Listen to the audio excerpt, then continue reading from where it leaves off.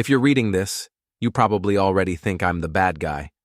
Spoiler alert, I am, but only because she wrote the screenplay for my downfall. My name is Carson Hale, and I'm 34 years old with a job that pays the bills and a wife who thinks I should pay hers too. I work as an IT project coordinator in downtown Boston, which means I spend my days fixing other people's problems while my own life slowly implodes. Before we dive deeper into this story, I have one small request. Please subscribe, drop a like, comment, and hit that hype button to boost this channel so more people can discover these incredible Reddit stories. The thing about being underestimated is that people tell you things they shouldn't. They assume you're not listening, not planning, not capable of anything more dangerous than debugging code. That assumption would cost my wife Jenna everything she thought she deserved. It started on a Tuesday morning in March 2024, the kind of gray Boston day that makes you question why anyone ever settled here. I was drinking coffee from my favorite mug, a chipped thing that said, "World's Okayest Husband," when Jenna waltzed into our kitchen wearing a dress that cost more than my monthly car payment. "Carson, honey, I need you to transfer some money to my account today," she said, not looking up from her phone where she was probably posting another selfie for her Instagram followers. Jenna worked as a stylist at an upscale boutique called Luxe, and she treated social media like a full-time job. "How much?" I asked, though I already knew I wouldn't like the answer. "Just $1,500. Blair and I are going to that new spa in Cambridge, and then we're having lunch at that French place. You know, the one where they don't put prices on the menu?" Blair was Jenna's best friend, a woman who treated gossip like currency and drama like oxygen. She had been filling Jenna's head with ideas about what wives deserved from their husbands, and none of those ideas involved Jenna contributing equally to our household expenses. $1,500 for a spa day? I set down my mug carefully. "Jenna, that's half our grocery budget for the month." She finally looked up from her phone, and I saw that expression I'd grown to hate, the one that said I was being unreasonable for questioning her spending. "It's not just a spa day, Carson. It's networking. Blair knows people who could help my career. Besides, you act like it's your money. We're married. What's yours is ours, remember?" "And what's yours is yours, apparently," I muttered. "What's that supposed to mean?" I could have mentioned that she'd been hiding her commission checks from the boutique, depositing them into a personal account I wasn't supposed to know about. I could have brought up the designer handbags that kept appearing in our closet, or the fact that she'd been working late an awful lot lately with her wealthy client, Max. Instead, I just transferred the money like I always did. "Nothing, Jenna. Have fun at the spa." She kissed my cheek, leaving a lipstick mark I'd have to scrub off later. "You're the best, honey. This is why I married you. You understand that I'm the prize in this relationship."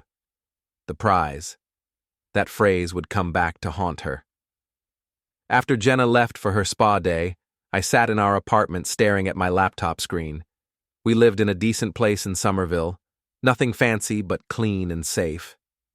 Mrs. Kowalski, our 70-something Polish landlord, lived downstairs and had strong opinions about everything, especially Jenna's habit of treating the building like her personal hotel. My phone buzzed with a text from Dev, my coworker and the closest thing I had to a best friend.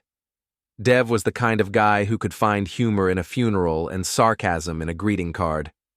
"Coffee? You look like you need to complain about something." 20 minutes later, we were sitting in our usual spot at Grind Coffee, a place that served decent coffee without the pretentious atmosphere that Jenna preferred. "Let me guess," Dev said, stirring sugar into his black coffee. "The wife needed money for something essential, like gold-plated yoga classes or diamond-encrusted smoothies." $1,500 for a spa day," I said. "Plus lunch at some place where they probably charge $50 for a salad. Meanwhile, you're still driving that Honda with the dent in the door and eating ramen for lunch 3 days a week." "It's not about the money," I lied. "Sure it's not. Carson, my friend, you need to grow a spine before she spins you into bankruptcy. What's she contributing to this marriage besides looking pretty and spending your paycheck? It was a fair question, one I'd been avoiding for months. Jenna worked at the boutique, but her salary was modest. The real money came from commissions on high-end sales, and lately, she'd been very successful. Too successful, maybe. She's building her brand, I said, repeating her words. The Instagram thing is starting to pay off. She's got almost 10,000 followers now. Dev snorted. 10,000 followers don't pay rent, my man. What does she actually contribute to your household expenses? I thought about it. Jenna paid for her own car, her clothes, and her personal expenses. Everything else, rent, utilities, groceries, insurance, came out of my account. When we went out to dinner, I paid. When we went on vacation, I paid. When her car needed repairs, somehow I ended up paying for that too. We're married, I said weakly. It's not about keeping score. The hell it's not. Marriage is a partnership, not a sponsorship deal. That afternoon, I did something I'd never done before. I logged into our bank accounts and actually looked at where our money was going. What I found made my stomach turn. In the past 6 months, Jenna had spent over $20,000 on what she categorized as business expenses: designer clothes, expensive dinners, spa treatments, and shopping trips with Blair. Meanwhile, my contributions to our joint account covered all our actual expenses, and my personal spending totaled less than $3,000 for the same period. But that wasn't the worst part. The worst part was discovering that Jenna had opened a savings account I didn't know about. An account with a balance that made me realize she'd been lying about her commission income for months. I was still staring at the computer screen when Jenna came home, glowing from her spa treatments and carrying shopping bags from 3 different stores. "You should have come with us to lunch," she said, dropping the bags on our couch. "Blair's friend Tessa was there. You know, the one who works with me at the boutique? She was telling us about this client of hers, some wealthy guy who's been buying gifts for his wife. Apparently, he spent $5,000 on a necklace last week." "Must be nice," I said. "It really is. Tessa says he's one of those men who understands how to treat a woman properly. Not like most guys who think buying dinner at Applebee's is romantic." I looked at the shopping bags. "What did you buy?" "Just a few things.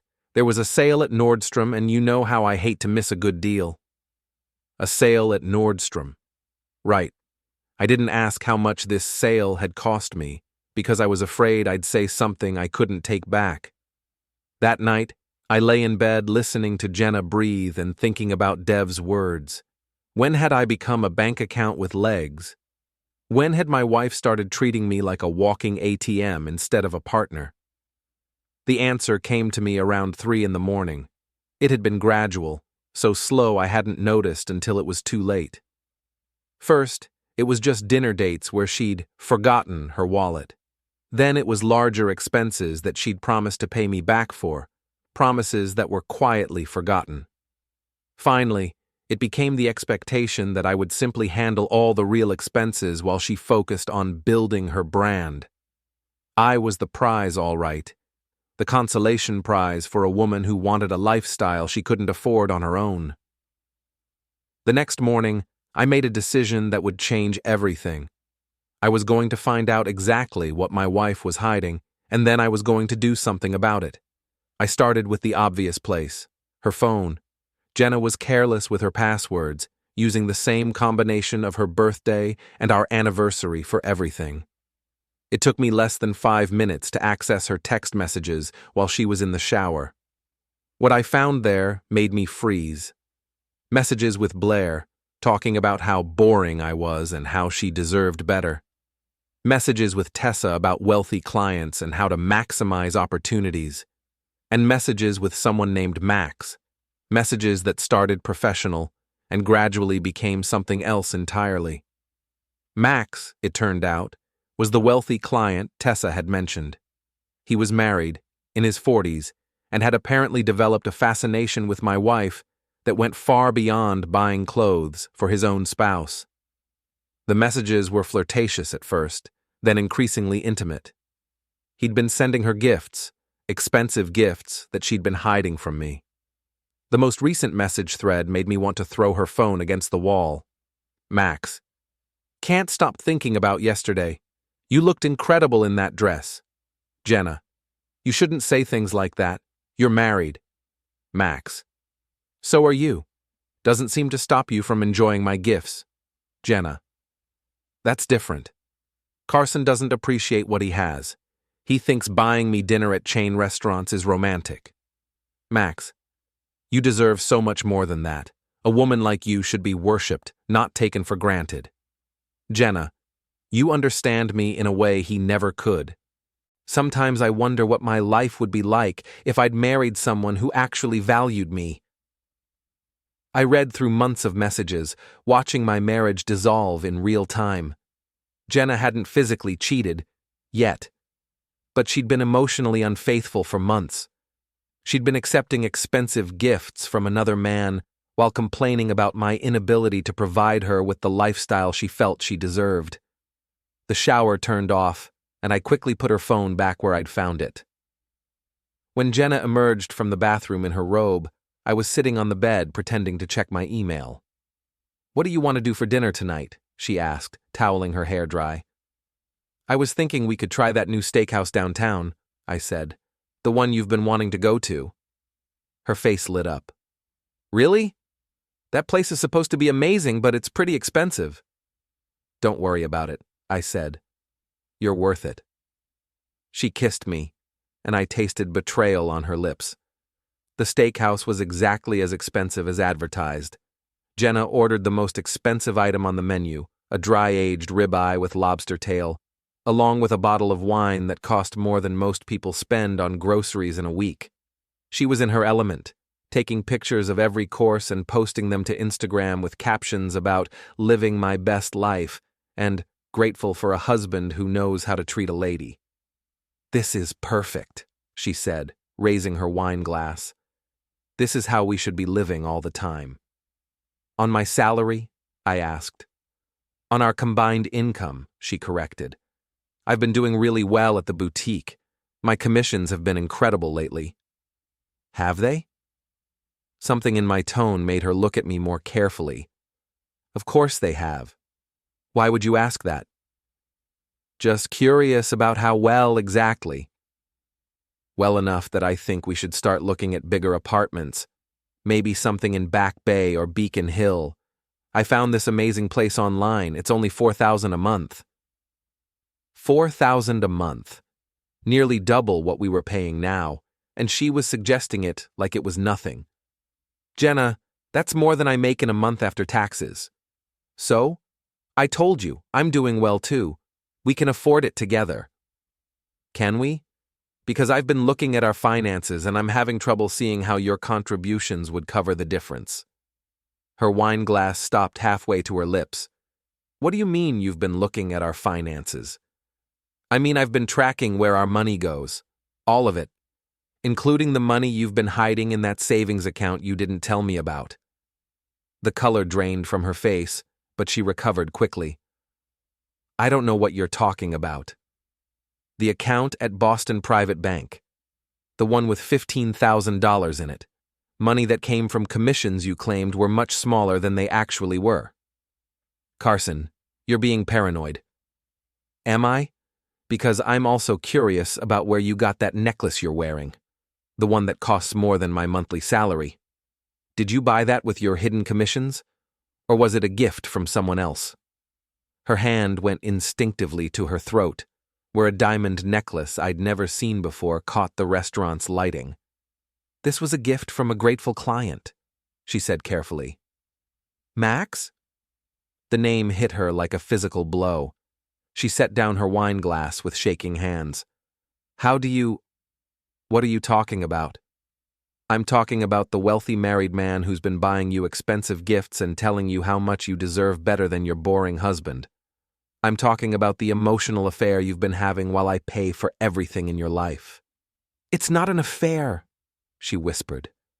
"We've never what? Never kissed? Never touched? Or just never gone all the way?" I leaned forward. "Because from where I'm sitting, It looks like you've been auditioning for your next husband while I finance the tryouts. People at nearby tables were starting to stare, but I didn't care anymore. Carson, please, you don't understand. I understand perfectly. You think you're the prize, right? That's what you told me this morning. You're the prize, and I should be grateful to have you, no matter how much you cost me or how little you contribute to our actual partnership. It's exactly what this is. You want to live like a wealthy man's wife without being married to a wealthy man. So you found a wealthy man to buy you gifts while keeping the husband who pays your bills. Jenna looked around the restaurant, aware that our conversation was drawing attention. Can we please discuss this at home? No, I think we should discuss it right here, right now. In fact, I think we should discuss how you're going to pay for this meal you ordered. What? I signaled for the waiter, a young man named Jake according to his name tag. Check, please. Separate checks. Carson, what are you doing? I'm paying for my meal and you're paying for yours. Seems fair, doesn't it? After all, you've been making good money at the boutique. Your commissions have been incredible lately. Jake approached our table cautiously, clearly sensing the tension. Is everything all right here? Everything's fine, I said, pulling out my wallet. My wife would like to pay for her own meal tonight. She's very independent. Carson, stop this, Jenna hissed. Why? You said it yourself. You're the prize. Prizes should be able to pay for their own dinner, don't you think? Jake looked between us uncertainly. So, separate checks. Absolutely, I said, handing him my credit card. Just charge me for the burger and 1 glass of wine. Jenna stared at me in shock as Jake calculated her portion of the bill. The ribeye, lobster tail, bottle of wine, and dessert came to over $200. Ma'am? Jake held out the card reader. With trembling hands, Jenna reached for her purse and pulled out her credit card, the one connected to her secret account. She inserted it into the reader and waited. I'm sorry, ma'am, Jake said after a moment. Your card has been declined. The words hung in the air like a final verdict. Jenna's face went white, then red, as she realized that every nearby table had heard Jake's announcement. Try it again, she whispered. Jake ran the card a second time with the same result. I'm sorry, it's still being declined. Do you have another card? Jenna fumbled through her wallet, pulling out her regular credit card, the one that was nearly maxed out from her shopping habits. That one was declined too. I stood up, pocketing my receipt. Looks like the prize comes with some assembly required, I said loud enough for nearby tables to hear. Good luck with that. I walked out of the restaurant, leaving Jenna sitting there with a $200 bill she couldn't pay and a room full of strangers who'd witnessed her humiliation. It was the first time in our marriage that I'd left her to deal with the consequences of her own choices. It felt better than I'd expected. I drove home to our apartment where Mrs. Kowalski was waiting for me in the lobby. Carson, good, I need to talk to you, she said in her thick Polish accent. Your wife, she's been having visitors when you're at work. Visitors? A man in an expensive car, twice this week. They go upstairs for maybe an hour, then he leaves. I don't like to gossip, but you think I should know. A husband should know these things. I thanked Mrs. Kowalski and went upstairs to wait for Jenna. She came home 2 hours later, her eyes red from crying and her pride in tatters. How could you do that to me? She demanded, as soon as she walked through the door. Do what? Let you pay for your own meal? I thought you'd appreciate the independence. You humiliated me in front of all those people. I humiliated you? Jenna, you humiliated yourself. You ordered a $200 meal you couldn't afford and expected me to pay for it while you've been hiding money and accepting gifts from another man. She collapsed onto our couch, still wearing the diamond necklace that had started our fight. It's not what you think, she said. Then explain it to me. Explain how accepting expensive gifts from a married man while lying to your husband about your income is something other than what it looks like. Max understands me, she said quietly, He appreciates me in a way you never have. He appreciates you because he's not paying your bills. It's easy to be generous with gifts when someone else is covering your rent. That's not fair. Fair? You want to talk about fair? Let's talk about how I've been supporting both of us while you build a secret savings account and accept gifts from other men. Let's talk about how you spend more on spa days than I spend on myself in 3 months. Let's talk about how you've been planning to leave me for a wealthier man while living off my income. I never said I was going to leave you. You didn't have to say it. Your text messages said it for you. The fight that followed was the worst of our marriage. Jenna accused me of being controlling and paranoid. I accused her of being dishonest and manipulative. We said things that couldn't be taken back, revealed resentments that had been festering for months. Finally, around midnight, Jenna went to bed without another word. I stayed up all night, making plans. The next morning, I called in sick to work and spent the day at the bank, separating our finances. I closed our joint checking account, moved my direct deposit to a new account in my name only, and removed Jenna's access to my credit cards. Then I visited a lawyer named Ms. Vance, a sharp-eyed woman who specialized in divorce cases. "How long have you been married?" she asked, reviewing the financial documents I'd brought. 3 years. "And you have a prenuptial agreement?" "Yes. It includes a clause about financial infidelity and deception." Ms. Vance raised an eyebrow. "That's unusual. Most people don't think to include that. My father's a lawyer. He insisted on it after his own divorce." She read through the prenup carefully, then smiled. "Mr. Hale, if you can document what you've described to me, this clause would allow you to dissolve the marriage with minimal financial obligation to your wife. No alimony, no division of assets acquired during the marriage. Can I document it? Text messages, bank records, witness testimony about her relationship with this other man? Yes, I think you can." I left Ms. Vance's office feeling lighter than I had in months.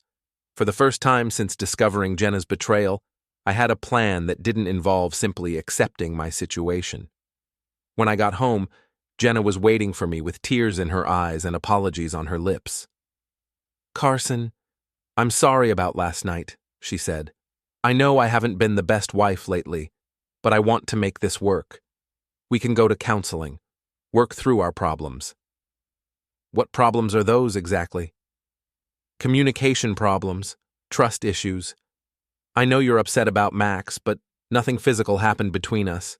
He's just a friend who understands what I'm going through." "What you're going through?" "Being married to someone who doesn't appreciate me. Someone who thinks I should be grateful for chain restaurants and discount vacations." I stared at her, amazed by her ability to make herself the victim in this situation. "Jenna, do you hear yourself right now? You're apologizing for having an emotional affair by complaining that I don't spend enough money on you." "That's not what I meant." "It's exactly what you meant. You think the problem with our marriage is that I'm not wealthy enough to fund the lifestyle you want. So you found someone who could supplement my income with expensive gifts while you saved your own money for whatever comes next." "Carson, please." "I'm done, Jenna. I'm done being your bank account. I'm done being the boring husband you complain about to other men. I'm done pretending this marriage is something other than a financial arrangement." "What are you saying?" "I'm saying you got what you wanted. You're free to find someone who can afford you." The divorce papers were served a week later while Jenna was at work. According to Tessa, who called me that afternoon, Jenna had a complete breakdown in the boutique, screaming about how I was trying to ruin her life. "She's telling everyone you're being vindictive and controlling," Tessa said. "But honestly, Carson, a lot of us saw this coming. The way she talked about you, the gifts from Max. It wasn't right." "How is she handling the financial situation?" "Not well. Turns out that savings account she had, most of it was already spent on things she was hiding from you. Designer clothes, jewelry, spa treatments. She's basically broke." "And Max?" "His wife found out about the gifts. Elise is not the kind of woman you cross. She's filing for divorce and going after everything he has. He's not in a position to help Jenna anymore." I felt a moment of satisfaction, followed by something that might have been pity. Jenna had gambled everything on a fantasy that was never going to become reality. But my satisfaction was short-lived. A few days later, Dev called me with disturbing news. "Your ex-wife is telling people you were financially abusive," he said.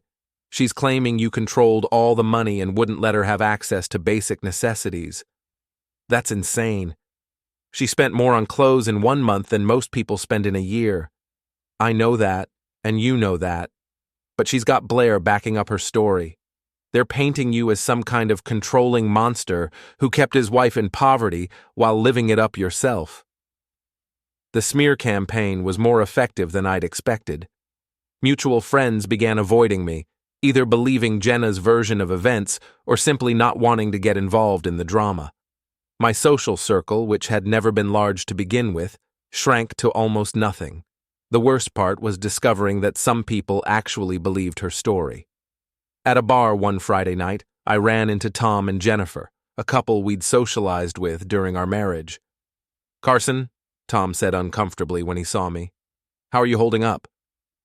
"I'm doing fine," I said. "Better than fine, actually." Jennifer exchanged a look with her husband. "We heard about the divorce. It sounds like it's been really difficult for Jenna." "Difficult how?" "Well, she's had to move back in with her parents because she can't afford her own place, and she's been telling people that you cut off all her access to money without warning." I felt my temper rising. Did she also mention the $15,000 she had hidden in a secret bank account? Or the expensive gifts she was accepting from another man? "Carson," Tom said carefully, "we're not taking sides here. We just think maybe you could have handled things differently." "Handled what differently?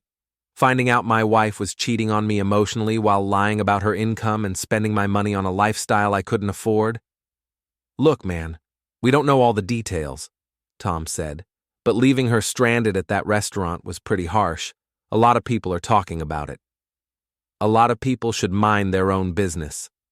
The conversation went downhill from there. By the end of the night, it was clear that Tom and Jennifer believed I was the villain in this story. They weren't the only ones.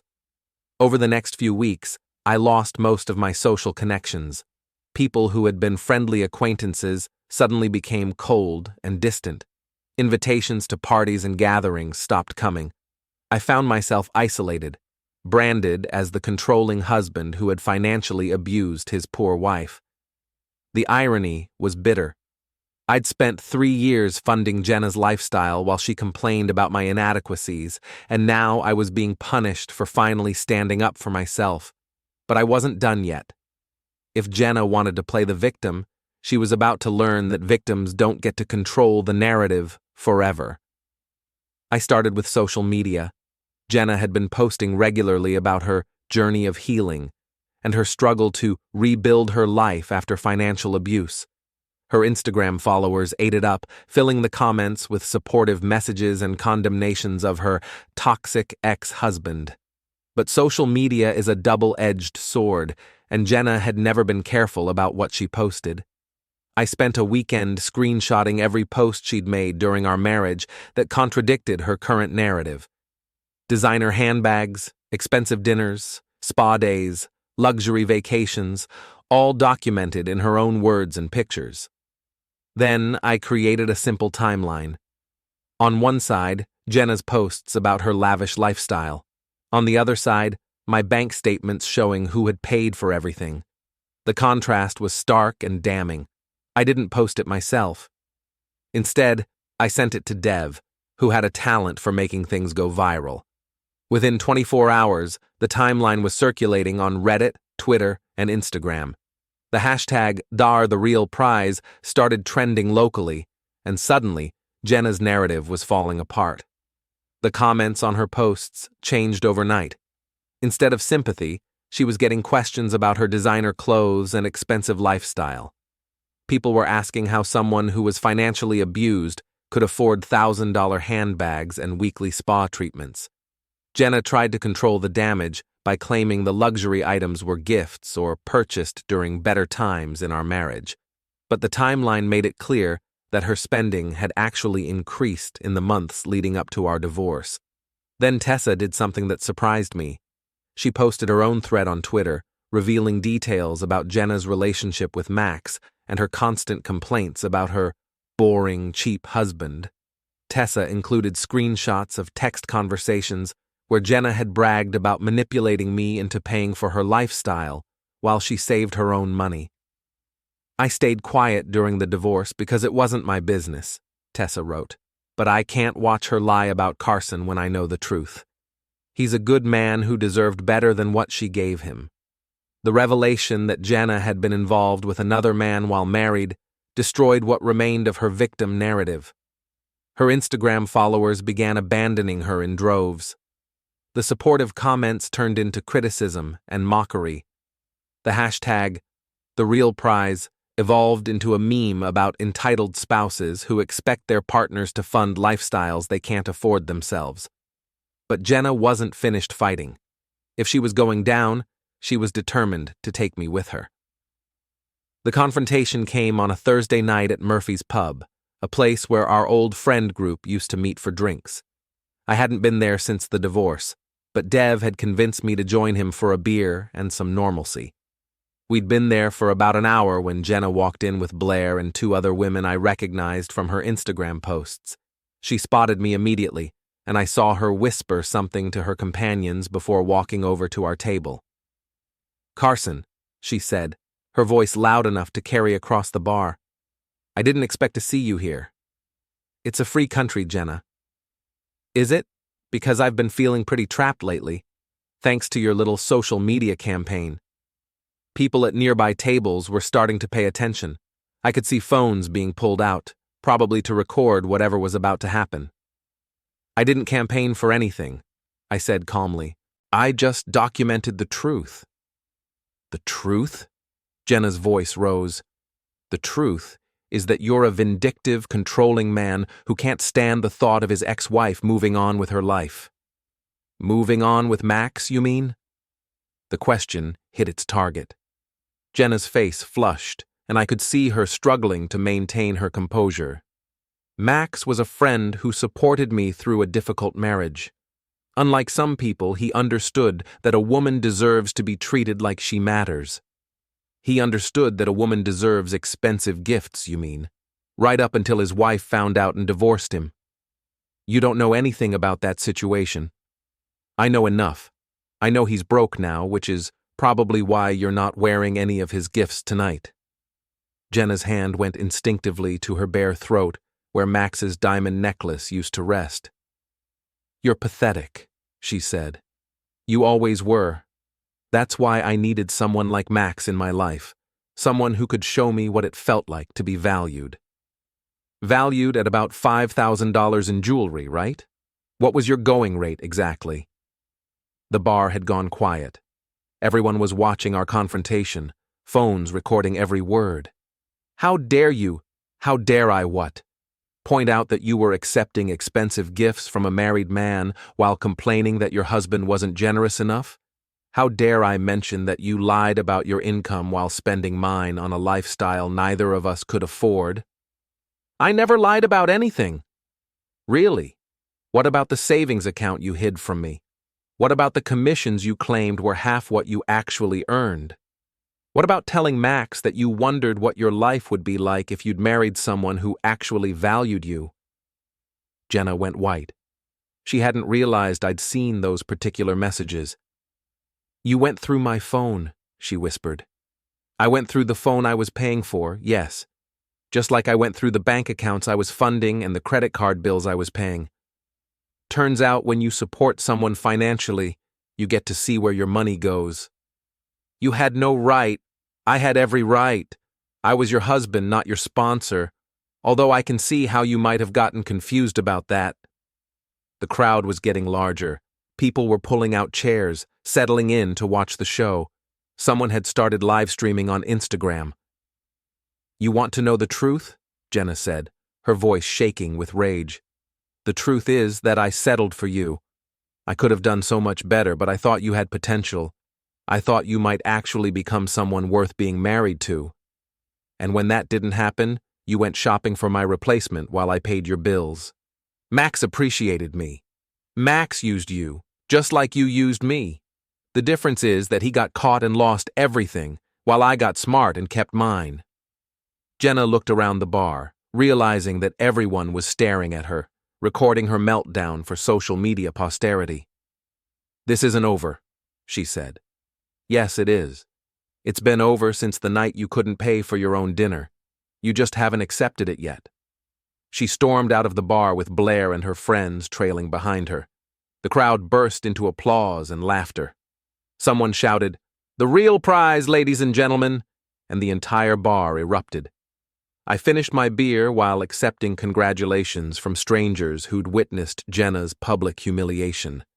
Videos of our confrontation were already circulating online, and the comments were brutal. Jenna had tried to make me look like the villain, but instead she'd revealed herself as exactly what she was: an entitled, manipulative woman who'd been caught in her own lies. But she wasn't done yet. Jenna had one more card to play, and it was the most dangerous one of all. 3 days after the bar confrontation, I received a call from Ms. Vance. "Carson, we have a problem," she said. "Jenna's filed a countersuit claiming emotional abuse and financial manipulation. She's asking for alimony and half of your assets." "On what grounds?" "She's claiming that you isolated her from friends and family, controlled her access to money, and manipulated her into financial dependence. She's got affidavits from several people supporting her claims." I felt my stomach drop. "What people?" "Blair, for one. Also Tom and Jennifer Morrison, and a few others from your social circle. They're all testifying that you were controlling and manipulative during your marriage." "That's insane. They're lying." "Maybe, but lies can be effective in court if they're well coordinated. Jenna's also claiming that the social media campaign against her constitutes harassment and emotional abuse." "I never posted anything myself. I just documented the truth." "The truth as you see it." "But if a judge believes that you orchestrated a campaign to humiliate and isolate your ex-wife, it could impact the divorce settlement significantly." I hung up the phone feeling like I'd been punched in the stomach. Jenna was trying to turn my own defense against her lies into evidence of abuse. It was brilliant, in a twisted way. But I wasn't the same man who'd meekly transferred money to his wife's account every time she asked. I'd learned to fight back, and I was about to teach Jenna that some battles have consequences she hadn't considered. The key to destroying Jenna's case was Max's wife, Elise. She had been quietly divorcing her husband while gathering evidence of his affairs, and she had documentation that would prove Jenna was lying about the nature of their relationship. I called Elise and arranged to meet her at a coffee shop in Cambridge. She was an elegant woman in her 50s, with the kind of quiet confidence that comes from years of dealing with powerful people. "I've been following your situation online," she said, after we'd ordered coffee. "Jenna's trying to rewrite history, isn't she? She's claiming I was financially abusive while she was accepting expensive gifts from your husband." "Expensive gifts that he bought with money he stole from our joint accounts," Elise said grimly. "I have bank records showing every purchase he made for her, along with text messages where she explicitly asked for specific items. Would you be willing to testify about that?" "Mr. Hale, I've been waiting for someone to ask. Your wife destroyed my marriage just as much as my husband did. She knew he was married, knew he was stealing from me to buy her gifts, and she didn't care. She encouraged it." Elise opened her briefcase and pulled out a thick folder. "Text messages, bank records, credit card statements, and hotel receipts," she said. "Everything you need to prove that their relationship was far more serious than she's claiming, including evidence that she was planning to leave you as soon as Max divorced me." I looked through the documents, feeling a mixture of vindication and disgust. The messages between Jenna and Max were explicit about their plans for a future together, funded by his divorce settlement from Elise. "There's one more thing," Elise said. "Max recorded some of their conversations on his phone. Insurance, he called it, in case Jenna tried to blackmail him later. The recordings make it very clear that she was using you financially while planning to abandon you for him." "Why are you helping me?" because I know what it's like to be married to someone who lies about money and relationships. The difference is that your wife got caught before she could complete her plan. I want to make sure she doesn't get rewarded for it." Armed with Elise's evidence, Ms. Vance was able to dismantle Jenna's countersuit before it ever reached court. The recordings and messages proved that Jenna had been the manipulative one in our marriage, using both Max and me for financial gain while planning her exit strategy. But I wanted more than just a legal victory. I wanted Jenna to understand that actions have consequences, and that treating people like disposable resources comes with a price. The final confrontation came at the courthouse on the day our divorce was finalized. Jenna arrived with Blair and a lawyer she probably couldn't afford, expecting to walk away with alimony and half of my assets. Instead, she walked into a courtroom where her lies were systematically destroyed by evidence she didn't know existed. The judge listened to the recordings of Jenna planning to leave me for Max, read the messages where she complained about my inadequate financial contributions while hiding her own income, and reviewed the bank records showing her secret savings account and expensive purchases. "Mrs. Hale," the judge said, "your claims of financial abuse are not supported by the evidence. In fact, the evidence suggests that you were the one engaging in financial deception and manipulation." Jenna's lawyer tried to object, but the judge cut him off. "Furthermore, your emotional relationship with Mr. Max Sterling, while perhaps not technically adultery, constitutes a clear violation of your marriage vows and the trust inherent in the marital relationship." The judge granted me everything I'd asked for: a complete dissolution of the marriage with no alimony, no division of assets, and a restraining order preventing Jenna from contacting me or posting about me on social media. As we left the courthouse, Jenna was crying and Blair was comforting her, but I felt nothing but relief. 3 years of manipulation and lies were finally over. But the story wasn't finished yet. Jenna had one last surprise for me, and it would lead to the most satisfying moment of the entire ordeal. 2 weeks after the divorce was finalized, I was having dinner at the same steakhouse where everything had started when I saw a familiar face. Jake, the waiter who had witnessed Jenna's credit card being declined, was working the same section where we'd had our final meal as a married couple. "Hey, you're the guy from that viral video," he said when he approached my table. "The one with the wife who couldn't pay for dinner."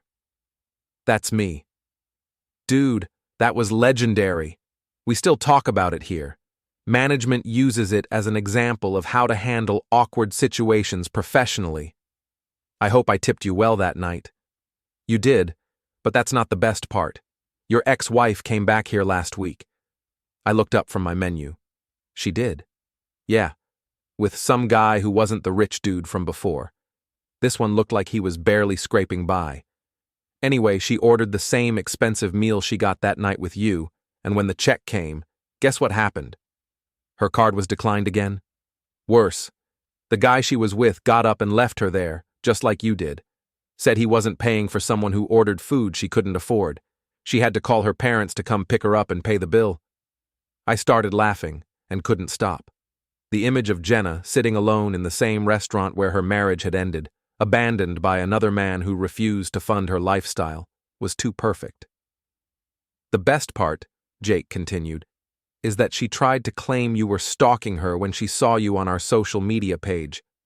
She called the restaurant and demanded that we ban you because your presence was traumatic for her." What did management say? They told her that paying customers who don't cause problems are always welcome, but people who can't pay their bills and create drama might want to eat somewhere else. I left Jake a $50 tip and walked out of the restaurant feeling like justice had finally been served. Jenna had gotten exactly what she deserved: a life where her actions had consequences and her lies had been exposed, but the universe wasn't done with her yet. 6 months later, I ran into Tessa at a coffee shop near my office. She looked tired but relieved, like someone who'd finally escaped a toxic situation. "Carson, how are you doing?" "Better than ever. How about you?" "Much better since I quit the boutique. That place was a nightmare after everything that happened with Jenna." Is she still working there? Tessa laughed bitterly. Oh no, she was fired months ago, right after the divorce, actually. Turns out she'd been stealing from clients. Stealing how?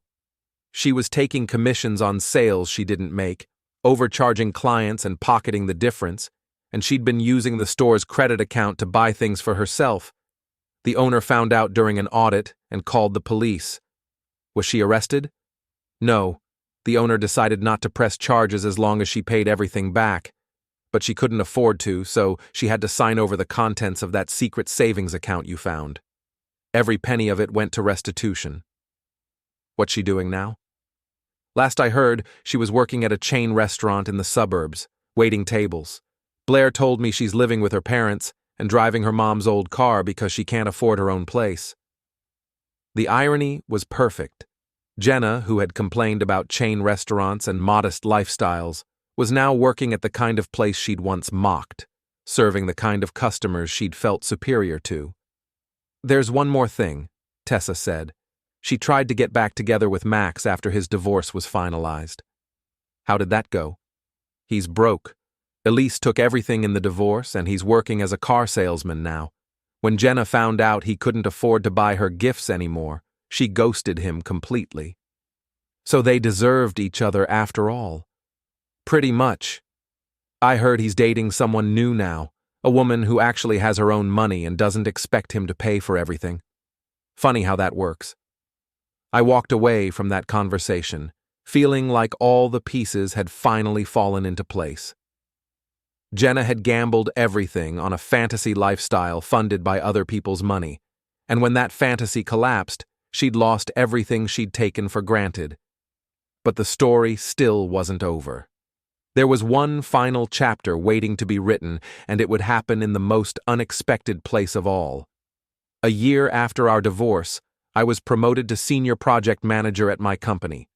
The raise was substantial, enough to afford the kind of lifestyle Jenna had always wanted but had expected me to provide before I was ready. I moved into a luxury apartment in Back Bay, bought a new car, and started dating a woman named Sarah who worked as a financial advisor and paid for her own meals. Life was good, but I still occasionally wondered what had happened to Jenna. I got my answer on a rainy Thursday evening when I was leaving my office building. She was standing across the street staring up at the windows of my company's floor. She looked older, tired, and was wearing the kind of clothes she used to donate to charity. When she saw me, she crossed the street and approached with the hesitant walk of someone who wasn't sure of their welcome. "Carson," she said quietly, "you look good." "Thank you. How are you, Jenna?" "I've been better." She looked up at the building behind me. "I heard about your promotion. Congratulations." "Thank you. I also heard you're dating someone new. Someone who's more financially independent than I was." I didn't respond to that. There was nothing to say that wouldn't sound cruel, even though it was true. "Carson, I know I don't have any right to ask this, but I need help. I'm behind on rent, my car was repossessed, and I can't afford to eat anywhere but fast food. I know what I did was wrong, but we were married for 3 years. That has to count for something." I looked at her, really looked at her, and saw a woman who had finally learned the difference between wanting something and deserving it. But I also saw someone who still thought her past relationship with me entitled her to my resources. "Jenna, I'm sorry you're struggling, but your problems aren't my responsibility anymore." "I know, but..." "There's no but. You made choices that destroyed our marriage and hurt both of us. Now you're living with the consequences of those choices, just like I had to live with the consequences of trusting you." "I've changed, Carson. I understand now how selfish I was, how much I took you for granted. If you could just help me get back on my feet." "So you can do what? Find another man to support you? Accept gifts from another married client? Hide money in another secret account?" She started crying then, the kind of desperate tears that come when someone realizes they've burned all their bridges and has nowhere left to turn. "I don't have anyone else," she whispered. "Blair won't even return my calls anymore. My parents are tired of supporting me. I've lost all my friends, my job, my apartment. I have nothing left. You have exactly what you contributed to our marriage, I said, which is what you always wanted. Complete independence. That's not fair. Fair? You want to talk about fair? Let me tell you what's fair, Jenna. Fair is you learning to live on your own income instead of expecting other people to fund your lifestyle. Fair is you facing the consequences of lying and cheating instead of being rewarded for it. Fair is me finally being free to build a life with someone who sees marriage as a partnership instead of a sponsorship deal. I started to walk away, then turned back for one final word. You used to tell me you were the prize, remember? Well, congratulations. You finally got what you always wanted. You're completely yours now. No husband to control you, no joint accounts to worry about, no one else's money complicating your financial independence. You're free to be as valuable as you actually are. I left her standing there in the rain, crying over the ruins of the life she'd destroyed with her own choices. It should have felt cruel, but it didn't. It felt like justice. As I drove home to my apartment, the apartment I could finally afford thanks to not supporting someone who contributed nothing but criticism, I thought about the lessons I'd learned from my marriage to Jenna. I'd learned that love without respect is just exploitation with better marketing. I'd learned that supporting someone financially doesn't guarantee their loyalty, especially if they think they deserve better than what you can provide. Most importantly, I'd learned that sometimes the kindest thing you can do for someone is let them experience the full consequences of their actions. Jenna had wanted to be treated like a prize, but she'd never understood that real prizes are earned, not demanded. She'd wanted a wealthy man's lifestyle without being worth a wealthy man's commitment. She'd wanted independence from responsibility, but dependence on other people's money. In the end, she'd gotten exactly what she'd asked for, just not in the way she'd expected.